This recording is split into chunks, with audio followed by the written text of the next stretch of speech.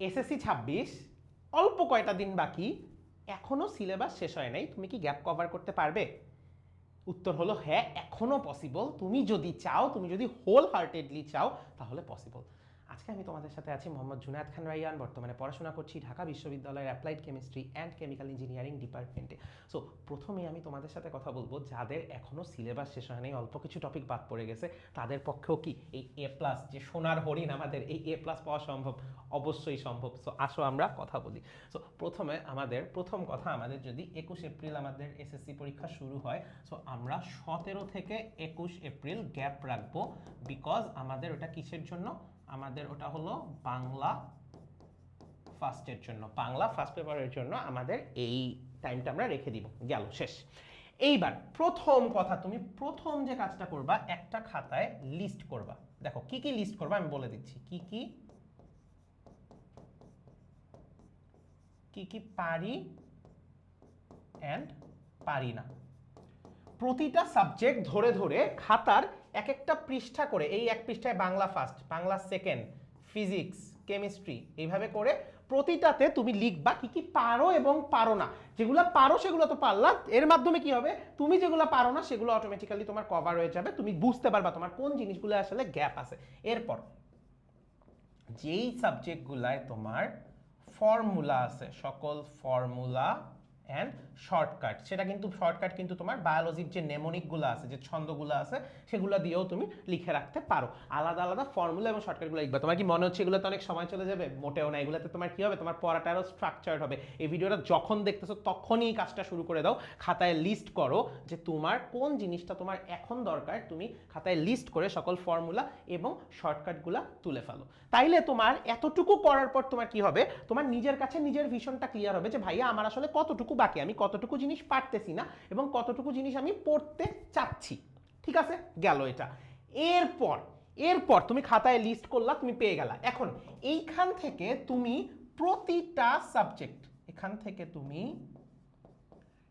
প্রতিটা সাবজেক্টের ক্ষেত্রে তুমি কি করবা, যে তোমার 80-20 রুল ফলো করার চেষ্টা করবা। এখন হোয়াট ইজ দিস 80-20 রুল? এই 80-20 রুল হলো তোমার প্রতিটা সাবজেক্টে 20% খুঁজে বের করা, যেই 20% থেকে তোমার 80% কোশ্চেন আসলে আসে। যেমন তুমি আমার কেমিস্ট্রি অ্যান্ড হোয়াটনটে যদি চাও, সেটা তুমি আমার কেমিস্ট্রি অ্যান্ড হোয়াটনট অফিসিয়াল ফেসবুক গ্রুপে যেতে পারো, অথবা আমার ইনস্টাগ্রামে যেতে পারো, যেটা আমি ইনস্টাগ্রামটা এখানে লিখে দিচ্ছি, কেম এন, বোঝা যাচ্ছে না, আন্ডারস্কোর এন হোয়াটনট। তুমি ওইটার মধ্যে গেলে রসায়নের সেই 20টা টপিক পেয়ে যাবা, যেই 20টা টপিক পড়লে তোমার মোর দেন 80%, আই উড সে 90%-এর উপর কভার হবে।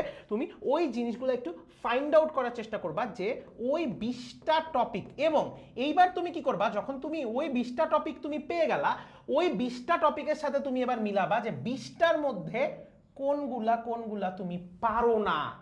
ওই টপিকগুলো যদি কভার করো তাহলে তোমার কি হয়ে যাবে, টপিক কভার হয়ে গেল না? এখন এই যে যে এত ধরনের মজা মাস্তি তুমি করবা তোমার পড়ালেখার সাথে, এইটা তোমার কবের মধ্যে করা লাগবে?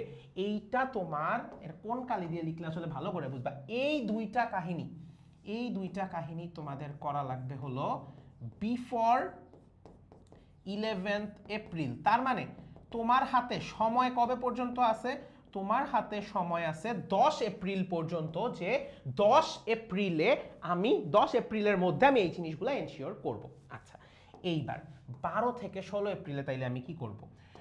12 থেকে 16 এপ্রিলে আমরা রিভিশন দিব। 12 থেকে 16 এপ্রিলে আমরা রিভিশন দিব। শুদ্ধ বাংলায় বললে আমরা চোখ বুলাবো, প্রতিটা টপিক চোখ বুলাবো। এবং এতদিন আমাদের এই গ্যাপ ট্যাপ নিয়ে কাজ করার পর এই রিভিশনে দেখবা তোমার খালি ইজি জিনিসগুলো ঠিক মতো পড়লেই তোমার হয়ে যাচ্ছে। সো এখানে কয়েকটা জিনিস একটু তোমাদেরকে বলবো, যখনই একটা টপিক ধরবা, বারবার একদিনে 100টা টপিক পড়ে লাভ নেই, একদিনে 3টা সাবজেক্ট সিলেক্ট করো, ওইটার মেইন বুকটা চোখ বুলাবা। তোমার তুমি যার কাছ থেকে পড়েছো, সেটা হতে পারে আমি বা আমরা বা অন্য কেউ, লেকচার স্লাইডটা দেখবা এবং টেস্ট পেপার থেকে বিগত কত 5 বছরের বোর্ড কোশ্চেনগুলা একটু দেখে ফেলবা। তাইলে তোমার আলটিমেটলি এই টাইমের রিভিশনটা খুবই প্রপার হয়ে যাবে। এবং শেষ কথা, এই এত কিছুর মধ্যে তুমি এই ভিডিওটা আজকে যত তারিখেই দেখো না কেন, এই যে আমি 1 থেকে 2 ঘন্টা প্রতিদিন রাখতে বলছি, এটা কিসের জন্য জানো? Dedicated CQ, MCQ, SQ solving. Dedicated কেন বলছি?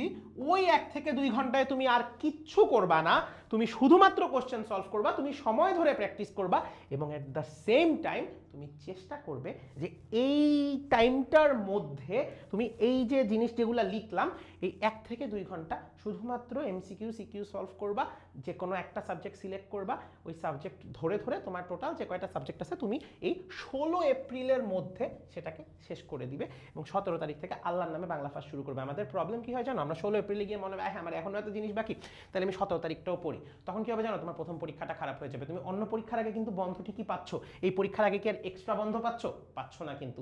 সো তখন তোমার এই বাংলা ফার্স্ট এক্সামটা কিন্তু খারাপ হয়ে যাবে। সো প্রথম কথা হলো তুমি এভাবে এনশিওর করার চেষ্টা করো যে এইভাবে ফার্স্টে উইকনেসগুলো খুঁজো, ওগুলো নিয়ে কাজ করো, আর এই জিনিসগুলো ফলো করলে তোমার এখনও যদি সিলেবাস শেষ না হয়ে থাকে তোমার পক্ষে তাও এ প্লাস পাওয়া সম্ভব।